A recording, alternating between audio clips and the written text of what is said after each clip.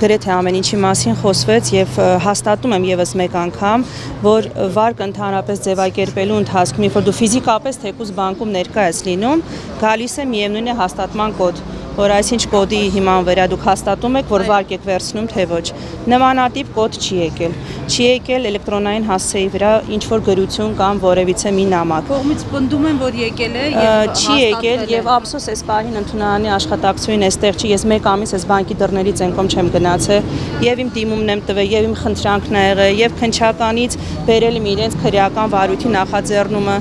Բոլոր իմ նամակները քրեականի բերված այդ վարույթը մերժվել է։ Ասել են միայն դատարանի որոշումով նոր մենք կարող ենք տեսնել դուք մեղավոր եք թե ոչ։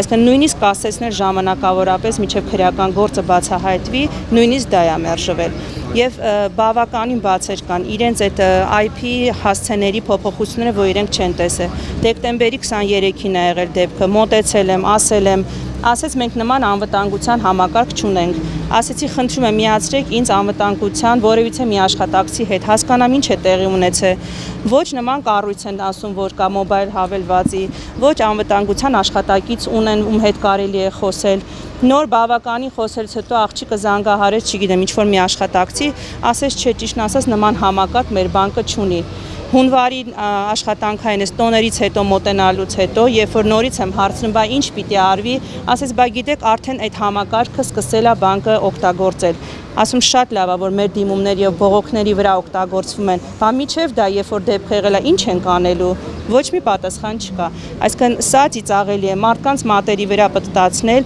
վախեցնել, պահել տագնապի մեջ, որ աշխատավարձից կզրկենք, սև ցուցակում կլինեք, գույքդ կվերցնենք եւ ինչ իրավունքով։ Եթե ես այդ գումարը ոչ տեսել եմ, ոչ շոշափել եմ, ոչ վերցրել եմ, ինչ իրավունքով ես դու բռնագանձում իմ գույքը։ Միանշանակ, այո։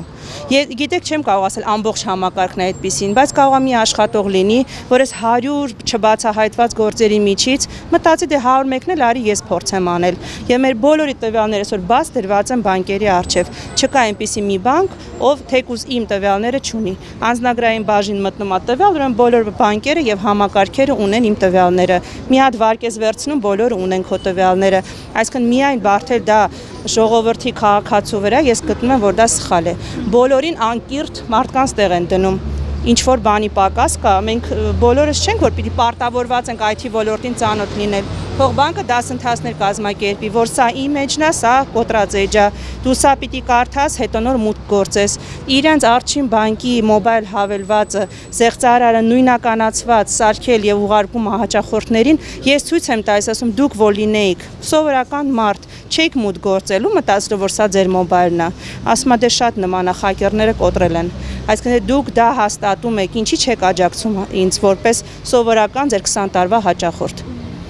Դրա համար երևի ընտրությունը բանկի եղել է շատ սխալ, վստահությունը եղել է շատ սխալ եւ բոլորին եմ հորդորում իմ շրջապատում եւ ովքեր հիմա մեր կողքով կանցնեն, հրաժարվեն այս 3 բանկերից, որտեւ ժողովուրդը ով հավատում է իրանց եւ իրենց գումարները, իրենց վերջի լումաները ներդնում են իրենց հետոյի համար, իրենց երեխաների համար, իրենց ապագայի համար, այսօր այդ վստահությունը հավասարեցված է 0-ի։